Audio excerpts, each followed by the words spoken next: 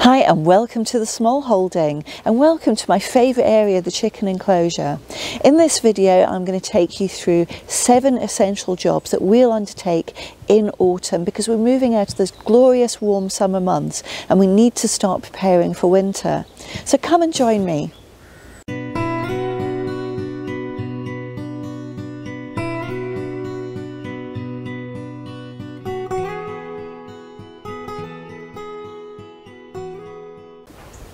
Hi, my name's Fiona. The days have become much cooler with the onset of the autumn-fall period, and I've even had to put a jacket on.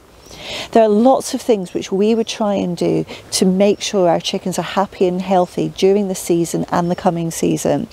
Some of the things we're going to do are around the healthcare of the chickens. Some of them are around getting ready for the cold winter months, and some of them are about preparing for the chicken breeding season in early spring. So let's get started with task number 1.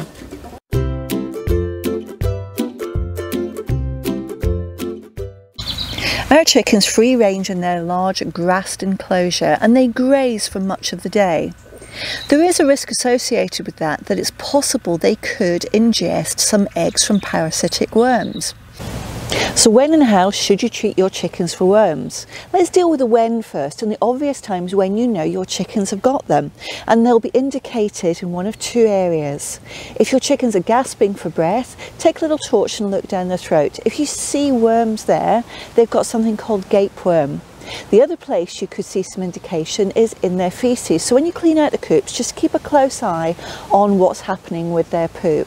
You may see little white eggs, you may see small white sections of tapeworm, you may even see whole little wiggling white worms. And in that case, straight away you need to treat for those worms.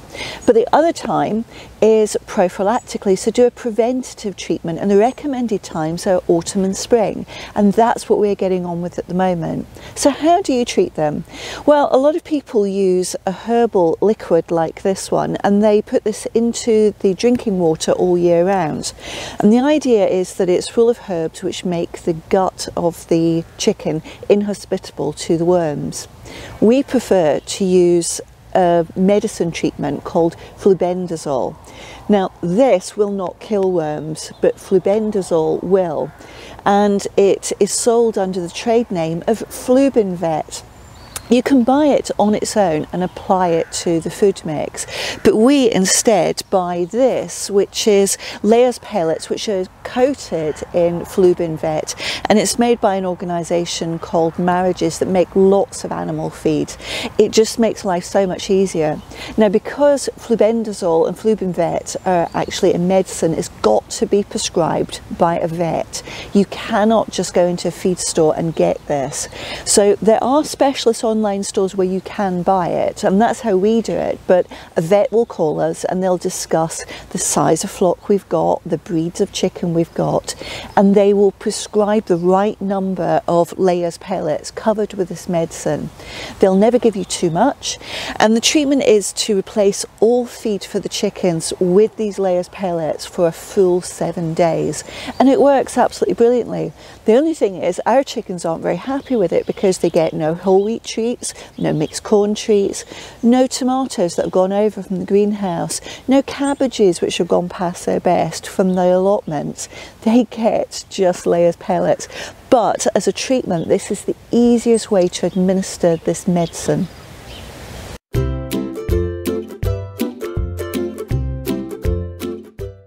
Chickens love to forage for worms and grubs and beetles that are found in the soil, and that means that they'll dig. And here we've got Lightning, who's digging into the grass, ripping it up, getting down to the soil underneath to get to those worms that she loves to eat. That means that there's lots of grass repair that's ongoing. Even with an enclosure as big as ours, I'm constantly repairing the grass. And autumn is our last point when grass seed will germinate. So this is a very, very busy time for me with reseeding. When I'm reseeding in the chicken area, I need to make sure the chickens can't access the germinating grass seed or the newly growing grass until it's properly established and really quite strong. There's two things I use to prevent them getting to the seed. One of them are these black mats, and the idea is that the grass seed is underneath and the chickens cannot get to it. They can't get their beaks down in between the holes, but there's enough light and it allows enough water in for the grass to germinate and grow. That's great for smaller areas, but for larger areas I need to put netting around, and here I've surrounded an area with orange netting, and I think you can see that the grass is lovely, lush and green behind the netting, so I'm going to take this netting away very shortly and the chickens can access it again. I just want to talk to you very quickly about the importance of selecting the right grass seed when reseeding an area that your chickens have got access to. And I'm going to do that by showing you one of the mistakes I made this year. I'm actually sat at the border of two different grass seed types.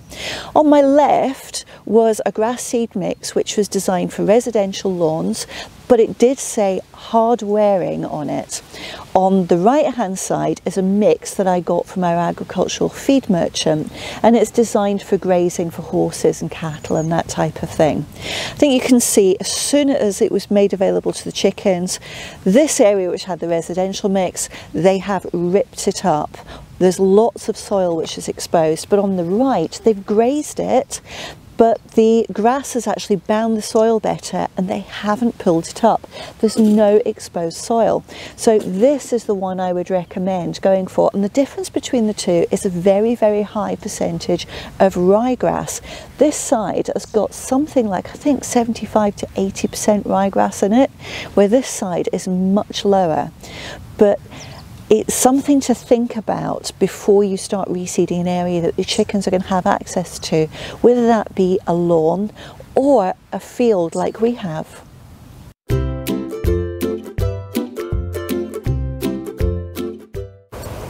One of the most beautiful things about the autumn-fall season are that the leaves on the trees change colour and fall to the ground, but that causes a risk for our chickens because we've surrounded our chicken enclosure with electric fencing to keep them safe from predators. As these leaves fall to the ground, they can actually build up against the fence and cause a short circuit, which means predators could just get straight in and at those chickens. With higher winds in autumn and more rainfall, it's more likely that these leaves will short the fence out. So every second day, if not every day, I'm out with a leaf blower moving those leaves away.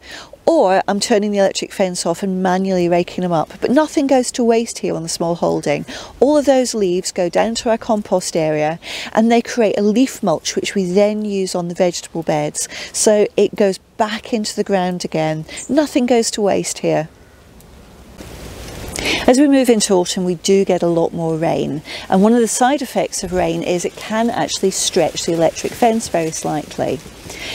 That doesn't sound too bad on its own, and I'm going to touch this fence, but don't worry, I have actually turned it off, so I'm not going to get a shock. This is what happens. There's actually a lot of movement here in this fence. I think you can see that. Now, if there's too much movement, it will bow at the bottom and cause a short circuit as it grounds. And that means there's going to be far less current flowing through the fence, which means that predators are more likely to get through and at the chickens. So on a regular basis, we walk the electric fence and we reset these posts to keep the fence rigid. So let me just reset this one. Can you see that? So this fence is now actually quite taut. There isn't the movement that was there before, and that's what we're trying to achieve.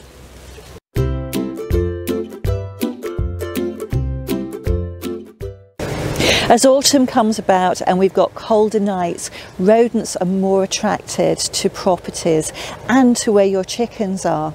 They'll be looking for warmer places to sleep, and they'll be looking for ready food supplies. That's true of suburban areas, but also agricultural areas. During the summer months, those rodents would have been living amongst the fields, but those fields have now been harvested, so they're trying to come closer to the chickens, trying to find them food and water. But let me show you what we do as some basic safeguards so that the rodents aren't attracted to our property. Water is the most essential ingredient to every animal on the planet, and we have a number of these drinkers dotted around the property. Now, they would provide easy access to the rodents. However, rodents are most active at night and the chickens all roost at night. So what we do is we empty these drinkers every single evening and refill them in the morning ready for the chickens. And it's actually better for the chickens too, because they get cool, clean, fresh water every single day, but there's nothing to attract the rats at night. Access to food is the second thing which is most likely to attract rats onto a property. We keep all of our food in these treadle feeders from Grandpa's feeders. And here it's been demonstrated by the wonderful Gannet. She's stood on a treadle plate, and the only way the lid to the feeder opens is by her standing on the treadle. A rat, even an adult rat, does not have sufficient weight to open the lid, make the treadle move down and get access to that food. So this is the most efficient way to make sure that there's nothing that the rats can access at night.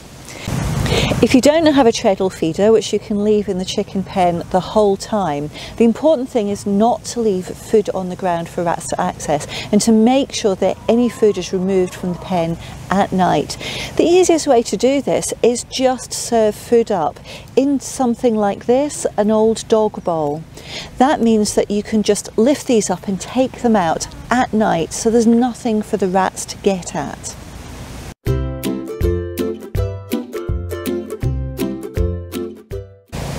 In the main, our chickens are fed on a compressed pellet, and most people will recognise layers pellets. But we supplement our chickens with other little bits as treats and according to their needs. The main thing we supplement in spring and summer is whole wheat, and they do recognise this as a treat. They get this in a small quantity every single morning. As we get into autumn where we are now, what we'll start to do is introduce some other things. Now, there are two other ingredients which we'll introduce. One is dried split green peas, and one is dried maize kibble. The dried split green peas are very, very high in protein. So because they're going into molt and they're losing all their old feathers and getting ready to be completely waterproof and warm for winter with brand new feathers, they need an awful lot of protein. So we mix some of this into the whole wheat. The dried maize kibble has the advantage of raising the body temperature of the chickens. So on very cold days or nights, it's a good idea to mix in small or larger quantities of this into this treat food.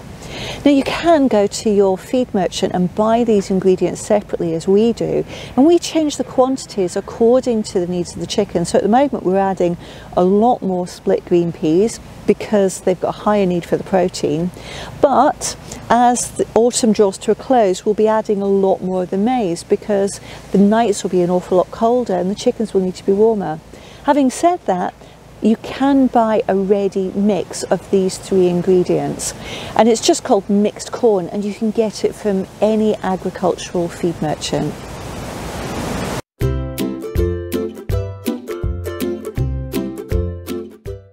Here on the small holding, we're lucky to have multiple coops, and that's because we breed Buff Orpingtons. Broody hens like to have their own space, so every broody hen here gets their own coop. When we get to winter, we're only going to have 2 coops in operation, so there are going to be lots of spare. Now, I would recommend, even if you've only got 2 or 3 chickens, to have the facility to have at least 1 extra coop.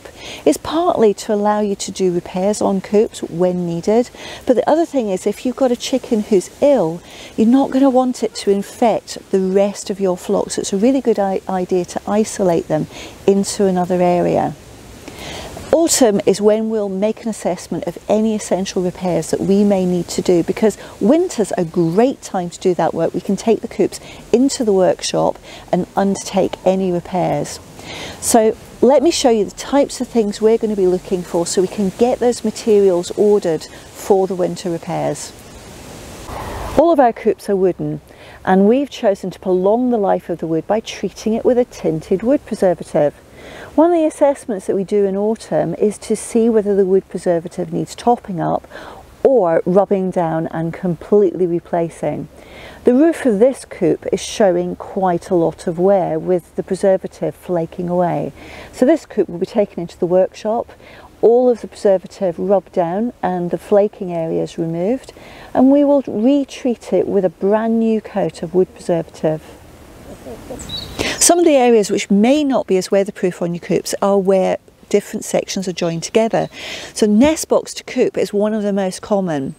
We found that in heavy rain there was some moisture getting into the joint between the nest box lid and the coop itself. So what we did to combat that was we put this thin strip of foam across the joint, and because it is foam it flexes as the lid is opened. The only problem is this winter we need to repair this section because the foam here has actually split. So again, as soon as the heavy rain comes, some moisture can get into the coop, and we want to make sure it's fully weather tight for the chickens.